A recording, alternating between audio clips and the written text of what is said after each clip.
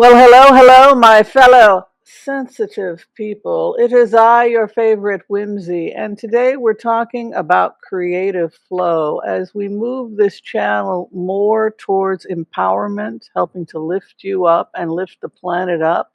We thought we would start bringing on interesting people that can help us improve the quality of our lives. And so, for that reason, I hope you will give a warm welcome to Elsbeth, the painting healer, and she's going to be talking to us a little bit today about creative flow and hopefully how we can be happier and more productive as we come together to try to make this world a better place. So, welcome, Elspeth. How are you today? Hello, thank you so much for having me. I'm doing very well today. I'm basking in this beautiful sunny weather that we're having here in Michigan. And I just feel very in the moment today, which I feel like is worth an announcement because not every day is like that. That's very true. That's very true. So, can you tell the audience a little bit about who you are and what you do exactly? Certainly, I'm Elspeth. I'm from Australia, even though I've been in America for 21 years now. And as an artist, I've always um, had a strong connection to my spiritual side to the point where I often get downloads when I'm doing a portrait of somebody. And in recent years, I decided to make this part of my offering. As the world became a bit more pronounced in its dysfunction, I thought this was a perfect time to step forward with things that I'd been keeping a bit under wraps that actually could offer more help for people that were looking to reconnect to themselves, but also to loved ones that were in spirit. I feel spirit all around me in a very tangible way, and when I'm painting people that have crossed over, I feel like they're sitting right there with me. There's no especially because I didn't know them when they were here in their physical bodies. There's no gap. I feel their energy. And so, yeah, about a year ago, I started my YouTube channel, The Painting Healer, and just been going forward on that path ever since. Hmm. And what is that path exactly? What do you do exactly? What is your work? I'll show you a couple of examples actually. Here I have, I'll go from, this is a sketch. This is a Oh, result of wow. a psychic sketch that I did today, just a 20-minute reading and painting. So what I do is I go into meditation. I ask the the person I'm reading for if they have a topic or question they'd like me to bring clarity on. I go into meditation until I feel complete, that I have the answers and enough understanding to be able to translate the message. And then I turn on my camera, and if I'm doing a remote one, then I'll um, do a private reading where I'm just talking to camera as I paint, and then I'll send them a video and this painting. Or if I'm doing it over Zoom, then I will be painting and giving the reading to them, and they can ask questions. But I receive all of the information in the meditation, and then I just describe it more while I'm painting. And the act of painting itself kind of puts me in a bit of a trance state. Here's one of a puppy dog that passed. So this is a living person that had questions about their life as it is. And this one was commissioned by this doggie's companion, who wanted to know how his life experience was with that family, because this dog had a past before it entered their home and was only with them for a brief amount of time, but they shared quite a deep bond. And so I'll zoom in. Oh my God, what a beautiful puppy. Oh my goodness. Now, what was the message from the puppy? What did the puppy say? Nothing but gratitude, so much gratitude and love, and some specifics as well. There, I there was you know, when I do readings, it's like I forget things afterwards. It's like having a dream. But I remember there were details. I think that he quite enjoyed sticking his head out the window of the car, and the owner, caretaker, beloved human friend, wrote back and said, in fact, they bought goggles for this dog called Doggles, because that was indeed something, you know, very specific that was loved. And I'd never even heard of Doggles before, so I know it sounds like very generic, like which dog doesn't enjoy something like that? But it's remarkable the specifics that do come out sometimes. Very Um, cool. Now, when did you first have you always been an artist, and when did you first begin to realize that you could communicate with the dead, or even one could argue remote view through your art? My very good friend Chuck Dransfield is also a psychic medium and artist, and paints people who have passed. But when did you first start discovering you had this ability? Did you have an event like an NDE or some kind of traumatic event, or were you always sensitive in this way? I was always sensitive. I haven't had an NDE. I had a close encounter, but I was still very much present. When I was 3, I was just thinking about this yesterday. I remember walking into a pool and then just tumbling down the stairs, and I had my eyes open while I was starting to drown, and I looked up through the water and I saw this woman. It was a garden party. She took off her heels and ran into the pool and pulled me out, and I was just sort of having this like out of body experience where I was just observing the whole thing. But that's not an NDE because I was still very much attached to my body. But I've always been able to see energies and feel energies, and it was only when I was 8 my mum started going to clairvoyance to find out if she was going to come back together with my father who'd left, and the psychics were all saying the same 2 things: no, that's not going to happen, and also your daughter's very in tune with the spirit world. And she would say, next. I heard all of this because she kept cassette recordings those days, so that was about 35 years ago.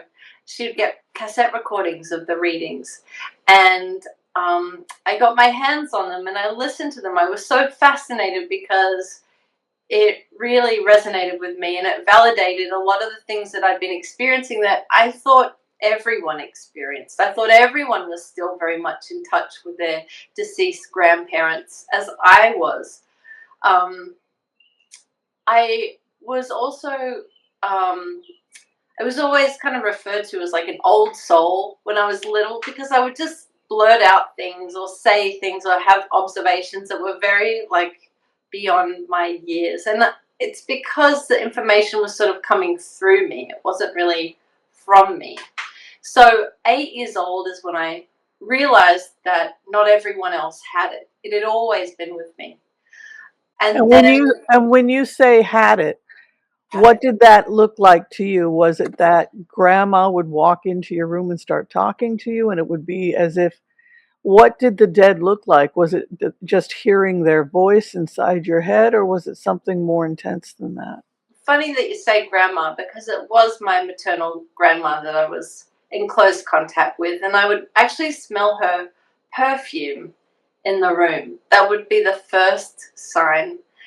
And there was no possible way for that to be happening because I don't even think they made that um, brand anymore. But Right. it was the combination of her skincare products and her perfume, and it was just a very unique visceral smell, aroma. She was such an elegant person, and her presence was very elegant as well. It was like a gardenia had entered the room. The energy just really changed.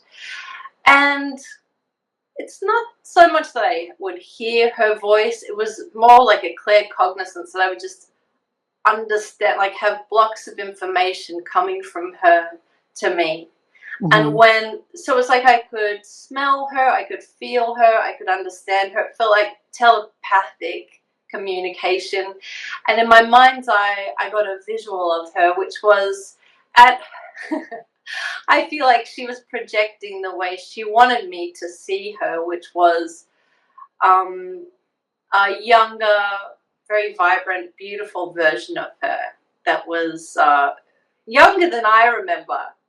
She died when I was 5, so I knew her in her late 50s. But she came to me, and I would say she was in her 30s. And that's how I still connect with her today. I feel her all, especially when I go to the dentist. When I feel nervous, I can feel her hand holding my hand, and I feel this beautiful elegance entering the room, and that's her. Yeah. Have you ever had a situation where you connected with those who have passed over or had a mystical experience where it got you in trouble or you didn't really know how am I going to get out of this? Was it difficult to communicate with other people what you were seeing? Did you ever find yourself in a bit of a pickle over having these types of abilities? Oh, this is my opportunity to say never, never, ever. That's never happened to me. I can't imagine that happening to anyone. Next question. Yeah, absolutely. Absolutely. That has been, I mean, I'm still in that school of life where I'm learning each reading.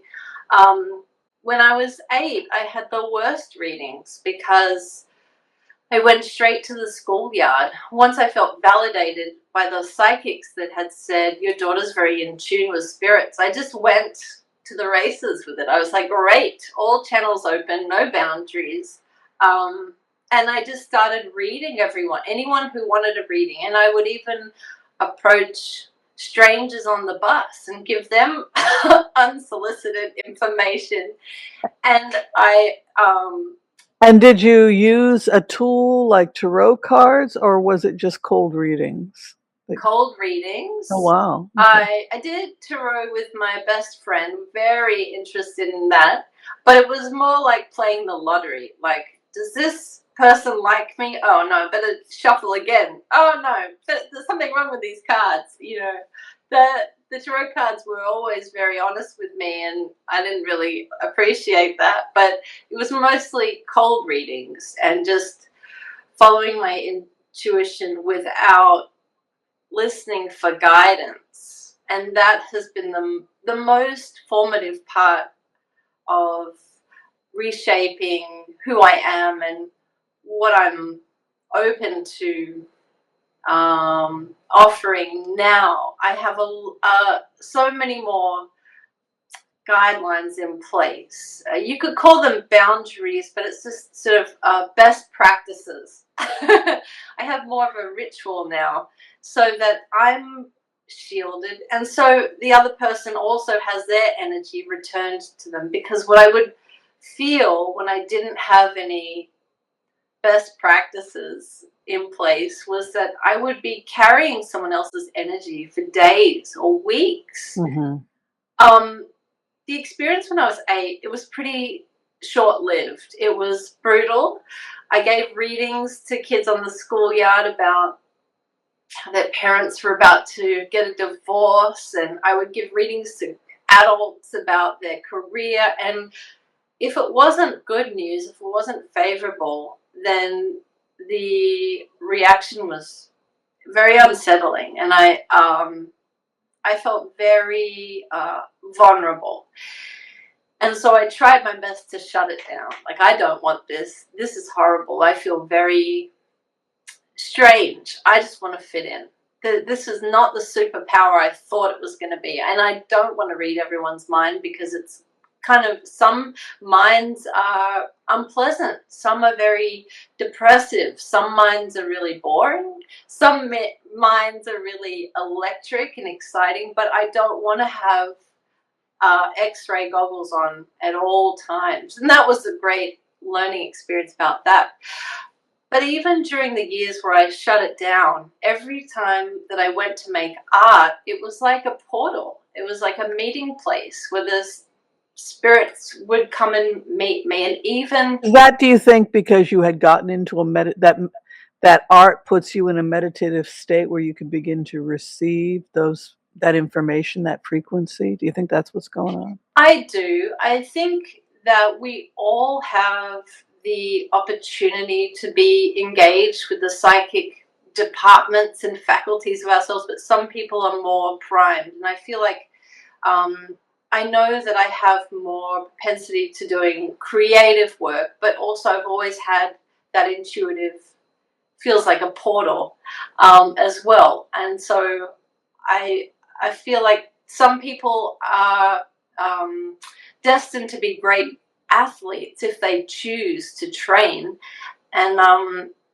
so I feel like I had the right conditions were always there within me, but then the practice of making art puts me in that trance where it's actually hard not to receive that extra information. Here's a painting I was working on recently. This is like Oh, wow. Well, I should ask you what you see before I explain what it is. Well, it looks like I'm looking down at the Yeah, water's edge. it's exactly what it is. And then when you go closer, it looks quite abstract. And it's when I'm painting the details that it's sort of puddles of paint.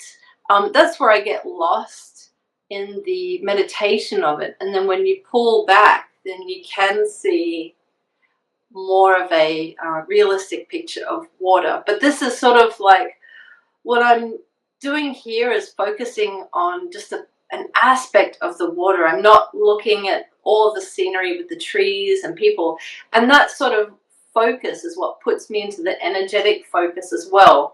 As I'm focusing on the colors, it's like each color is representative of an energy. So it puts me into that mode where I'm transported.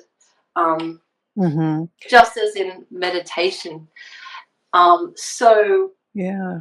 because I always kept the art going, it became more pronounced that the psychic component was still there. And about 15 years ago, when I was trying to make it as an editorial illustrator in New York, and I was doing celebrity portraits, including the orange-faced man that we won't mention, and including other known figures, I would absorb their energy and start getting flashes of their daily life. And it could even be like dropping mustard on their shoes while they were eating a sandwich, or, it could be as banal as that.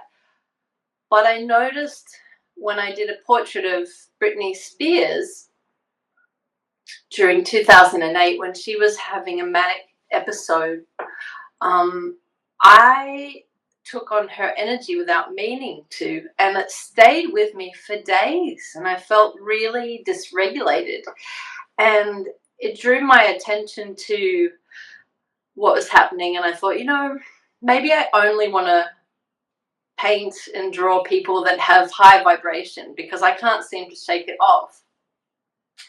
And then after doing that for a while, I thought, hang on, why do I need to limit myself? Maybe I should just be more in command of what's happening and acknowledge that the psychic channels are open, and embrace it and hone it and nurture it and support it, so that I don't have to be like one of those people that is sort of avoidant and like, I can't be around negative people because I need to protect my energy. Much better. Well, that would mean I couldn't be around myself. I can get into some dark places. Exactly. So when did you first discover? So I assume at a very early age you loved art, but Yeah. when did you start connecting the art with your ability to be, I guess you would call a trance medium at this point, or do you have another term you prefer to use? Oh, trans medium is a good one. That's a good one. I think 2008 was when I really became aware of it. But it was just over a year ago that I put all the components together intentionally to create something beneficial and healing. What's funny is I did a past life regression many years ago, like almost 20 years ago. And when I went through all the past lives, I went there because I wanted to get an answer to the question, like, why do I feel such urgency to be an artist in this life? Why does it feel so important? And if it's so important, why can't I figure out how to do it? Because I was knocking on every door. I was like, let me try and fit into the storyboard artist or the illustrator or the portrait. Nothing seemed to be clicking. Then in that same session, we went into a forward progression. Have you had a past life regression experience? I've had dreams where I've done meditation, gone to sleep, and then I find myself in a dream where I'm living in another time and I am that person. Yeah. And so I guess that's a form of past life regression. The first time I did, my first memory when I tried to do that was I was a caveman and no frontal cortex. It was like, I want to eat that, kill animal, eat. Like, so I got to experience no shame, no guilt, no remorse. Like, basically, it was an answer to wanting to understand what it's like to be a psychopath, basically. And I guess to some extent, you could say primitive men, they were all psychopaths in that they had no frontal cortex. They had no ability to feel shame, remorse, or guilt. So I got to experience that. And then I had some other lifetime memories also from dreams, which is kind of cool. Well, there are so many. There's a whole Rolodex of lifetimes for all of us that I think the ones that are most useful to what we're living through now, that's where we'll get the recall for. But we're not supposed to remember everything. Otherwise, it would take us out of our mission here. But in this session, I was trying to find out, why does this feel so urgent? Why can't I let it go or find an outlet for it? Why can't I seem to get this off the ground? And mind you, I was in my late 20s, so impatience was my biggest problem. But I went into my future, and my job title was the painting healer. And that's where I first got that name. I'd never heard of it before. I didn't know what that was or what that looked like. But I saw in my future self, and I would have been about 48. I'm 45 now, so it was still in the future from now. But I was painting people's portraits, and through the process of painting them, something in them shifted because my vision of them was stronger than their vision. I could see them already healed. I could see timelines available to them that they couldn't see. So in the process of painting their portrait, I was able to shift the balance of their faith and give them something more to focus and to lean on. And it wasn't just like fanciful, like, you're healed, move on, all is well. It was really, I could feel it in the vision where I was like bending the energy, and like I was tuning an instrument. Nice. And so that gave me a lot of hope. But at that time, I was an administrative assistant or something. I was so far away from this future lifetime, but it resonated. So I set up an email, thepaintinghealer@gmail.com. And 3 days before it expired, so 15 years later, I went for a reading, a psychic reading, to get some career advice.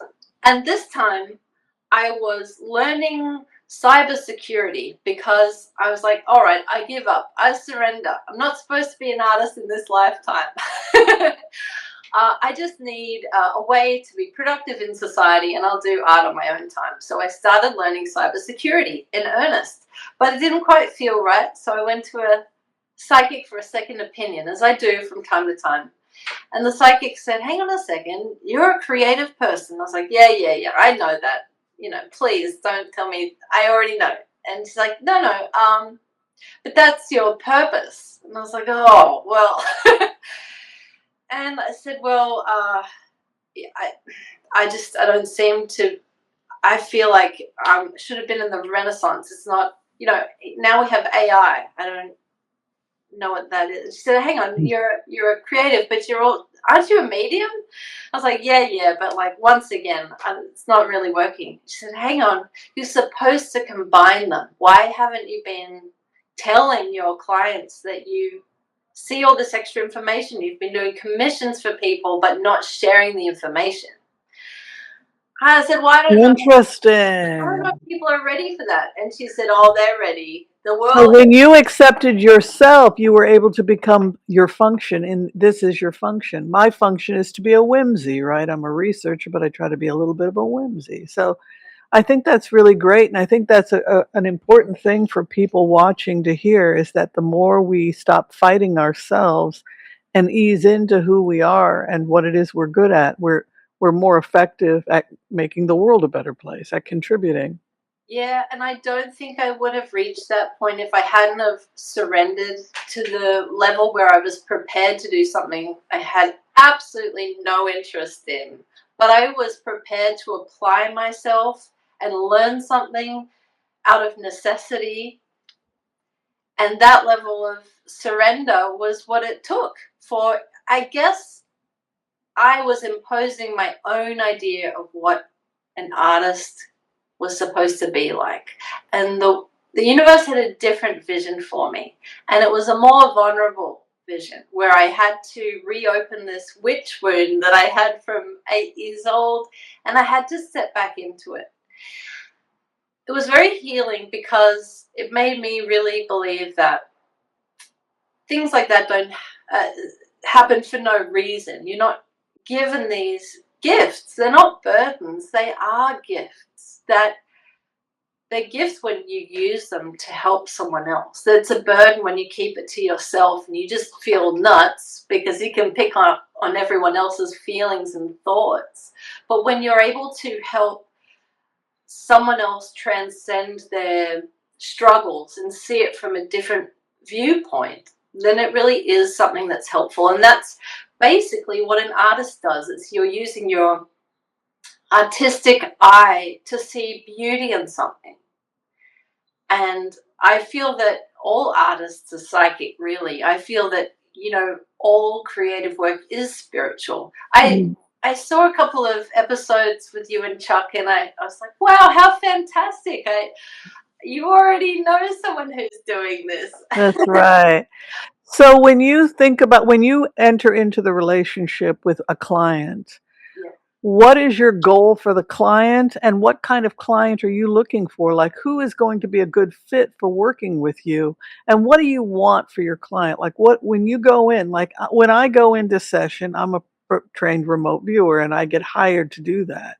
So I go in with a mindset that I am the person's basic psychic attorney. My job is to represent my client to the best of my ability. I've had clients who have done horrible things in their lifetimes. I've had pedophiles as clients. I've had murderers as clients. Hmm. I always, no matter who the client is, I know when I am sitting at that table, my job is how can I give the best information possible and empower this individual to go out and do good work in the world.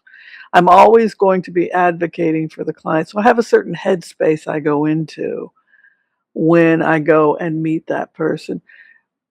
Talk about your work. Like, what is your goal? What are you looking to get from that relationship? Who's the ideal client?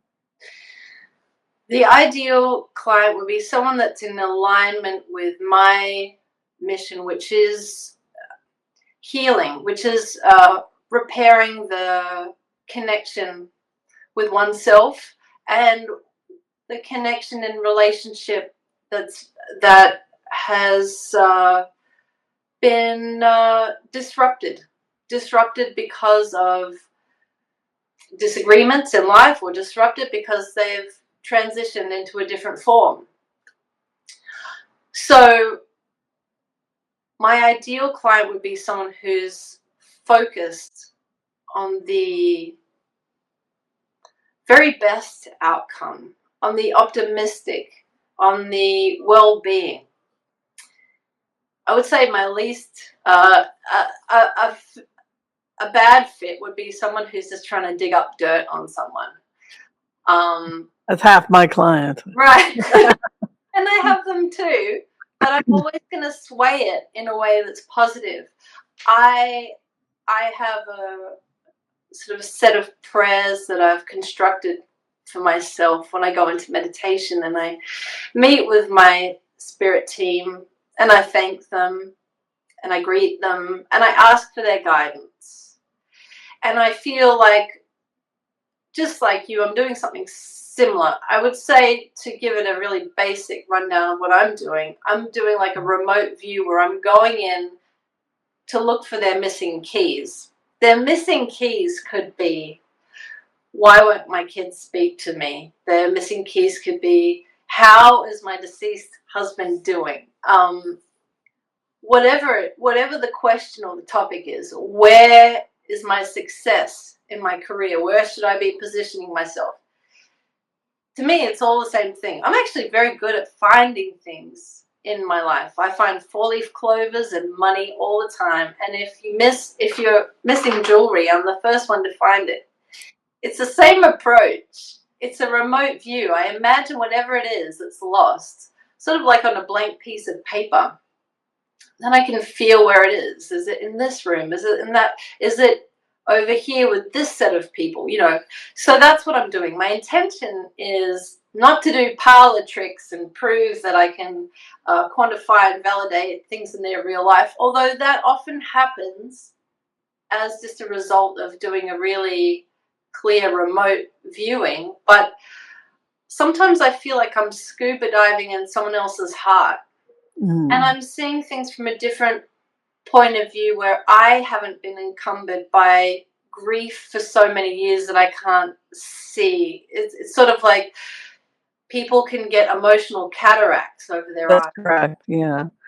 So if I were to ask you to give me a mini reading, like for our audience, I don't know if you'd be able to do this today, but if you were to do a reading on me, like what's my future for the next couple months, like would you be able to give me guidance or advice? There's things I'm switching around in my life right now. Yeah, so I would, although I could, I feel like when the energy is locked in as it feels now, then it's like there's a channel open where wisdom and guidance come through me, and I could certainly speculate on some things. But I would say, for the most accurate, deluxe, optimal conditions, I will go into meditation first to really confirm that I have the visuals and the feelings and everything so that I could flesh it out. And if you had follow-up questions, I'd be able to speak more into the worlds that I saw. For the next few months, if it's all right with you, if I could just speak on what I'm picking up right now, I feel like the next 3 months, and I have synesthesia, where I associate colors with words as well. So the next 3 months come up as a green, like a very foresty green. And it feels like a very transformational, but gentle transformational, like a little bit of a correction, like if you go to the chiropractor and they just do some slight adjustments and like tapping to your daily structure at the moment. I feel like you are in a chapter in the next 3 months where I feel like your physical health it feels good, but it feels like you're making some fine tunings and adjustments that are also in concert with a new vision for your channel, for your professional life. I feel like you're doing a little bit of pruning. It doesn't feel like spring cleaning. It doesn't feel dramatic. It feels like light pruning, re-aerating the soil and the conditions in your immediate life. I feel like you're reaching to feel even more purity and serenity, and it's like a deeper sense of, I'm reaching for the right words that match the feelings. Constant. It's like a calm. It's like a lower vibration. It's like you are tuning into the taproot of your tree that is your life. I feel like this tree right here is a great example. I feel like you're looking at your life and you're just wanting to fine tune. You're noticing that there's a couple of dry leaves and you're just doing the slightest bit of gardening to your life. It's going very well, so there's nothing very dramatic, but I feel like you're reevaluating with a curious mind. Even like, do I still enjoy that tea? Is there something that would give me even more enjoyment? Am I interested in fennel seeds? Am I interested? Is it hickory root? What is it that I would really benefit from now? I feel like you're tuning into your needs and you're going through the lens of, well, of course, nutrition. I mean, I know that you're a naturopath, so it's not hard to imagine, but I feel like you're going through a purification in your, it's not like you have to recalibrate, but you're reconfirming your understanding of what it is that would give you the most nourishment, nutrients, and life force to allow even more to flow through. I feel like you've worked on your depth and now you're looking at your capacity. And so part of that is pruning it back in so that you can have more capacity for the experiences that would give you more longevity and more, they would replenish their own energy storage on their own. Well, hopefully I will be successful. Thank you. That's exactly. I'm trying to get stable right now. I'm trying to be a more stable person and more spiritual. So that was quite good. Now, in terms of global events, do you ever pick up things globally? And if so, are there any things that we can look forward to, say 26, 27 and beyond? Any predictions you want to make that the Yeah, audience would like to hear about, I'm sure? sure. I feel like, so let's look at 26, 27, 28. 2026 feels like it's lighting up as green. So it's like a recalibration, restructuring. 27 lights up as yellow, which feels like it has more plateau in it. 28 feels like a very rich, a very special year. Feels quite auspicious. And so we are in a bit of the wreckage and the rummage, not as raw as 2025, but we are in a reassembly, sort of like the tectonic plates are shifting. But it is good and it is different and it is hard. There are a lot of changes happening all at once. And I feel like this is a good thing, actually. It can acclimate us all together at once. 2027 feels like the sieve where we're finding the nuggets of gold and a lot of the sand is falling through. If you're interested in when is he going to kick the bucket, I feel like that timeline keeps changing, because certainly he's sort of like the walking decade, but I feel like with each new event, it almost triggers a little extra life force from him. So it could easily be this summer, but I wouldn't be surprised if it's in a few more years. But he is becoming more and more redundant, and actually, the longer he stays alive, the better it is for everyone, because it's important that his power is decreased and he becomes more and more redundant while he's still alive. It would be much better if he were to go during a very powerful chapter. It would be terrible, because then he would be sort of turned into a saint. Right. What about the economy? People are worried about the economy. Do you see it rebounding, or is AI going to take over everybody's jobs? I think people are scared of that. Yeah, AI is going to take over a lot of jobs, but there are a lot of jobs that are not replaceable, just like the girlfriend experience with a robot can't be matched with having a real life experience with a human. And I think that the more pervasive AI is, the faster the novelty is wearing off as well. And I think that it's also going to have a kickback where an appreciation for the handmade and the ephemeral and the in-person contact is also going to have a renaissance. And I think people are going to tap into their own magic more. So as the artificial increases, our emotional intelligence is also going to skyrocket in tandem. So that's a positive thing.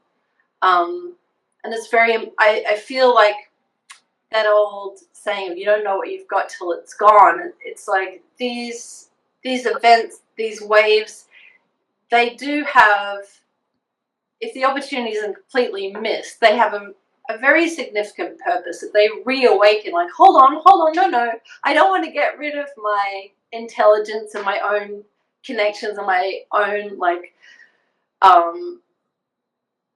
vitality as a human being. And so I think there will be a boosted effort to put structures in place and parameters, just like the unions are doing now. But hang on, you can't replace all of our. Well, I think humans love to work, and they are happy to work. It's like there was a documentary on the BBC where everyone went to the workhouse. It was all the celebrities got to go live in a British Victorian workhouse for a week. And one of the people came out of it and said, I want to get back there. I want to get back to the being in his body and physically lifting hay and feeding the animal, that physicality of hard labor and being able to go to sleep feeling satisfied with yourself that you've done a great day's work is something that would be lost if we just sat around reading books all day and let AI take control of our lives. I think it would. We want to farm, we want to do these things because it gives us something. It gives us purpose and meaning and a sense of satisfaction. Absolutely, it's in the balance, because with the contrast, then you have an appreciation. I mean, I I just came off the heels of 25 years working on my feet in kitchens, and I can tell you that while I did enjoy putting in a hard day's work, I am enjoying not having to do that anymore. Well, And maybe if it had been your farm to table restaurant and it had been it and it you owned it and it was your baby and it belonged to you. I think it's your homestead, it's your farm. That's different than when you're just working aimlessly for somebody else's dream, absolutely, you it's the know. feeling of autonomy over your own life. Yeah. And yeah, but I do agree that the sense of purpose, and that you're contributing and that you're meaningful and you're doing something important, that is such a valuable part of people's lives, that I can see it in. I have a lot of clients that are retirees, and they are looking for a renewed sense of purpose, where it used to be their function used to be quite mapped out for them, and they want to apply that, but now for themselves. So I think that we're always readjusting that throughout our lives, is where we're getting that sense of purpose from. Yeah. I could say that when you're being of service to someone else, that's the fastest way to feel it. Now, Elizabeth, if people would like to contact you in the future and have a reading or a consultation with you, how can they contact you? they can go to my website, elspethtremblay.com, and I'm very easy to reach through that portal. And also, you have a YouTube channel. Can you speak a little bit about that? That's right. It's the Painting Healer, and I do frequent videos. Sometimes I'll do a live video where I'll just chat while I'm painting, and I'll answer questions How fun. the audience while I'm painting. I like to think that I can provide sort of a meditative background. You could be cooking or cleaning in the background or checking your emails, and I'm just there talking about what I'm painting. It's sort of like sometimes it's like Bob Ross meets Julia Child, or Bob Ross meets. That's pretty funny. Yeah. All right, everybody. So check out Elizabeth at the Painting Healer if you'd like to find out more about her work. We are out of here. Be kind to all, everyone, so that all will be kind to you too. God bless. Peace out. We'll see you next time, everyone. Thank you so much. Thank you, Elizabeth. Thank you so much. Bye-bye. Thank you.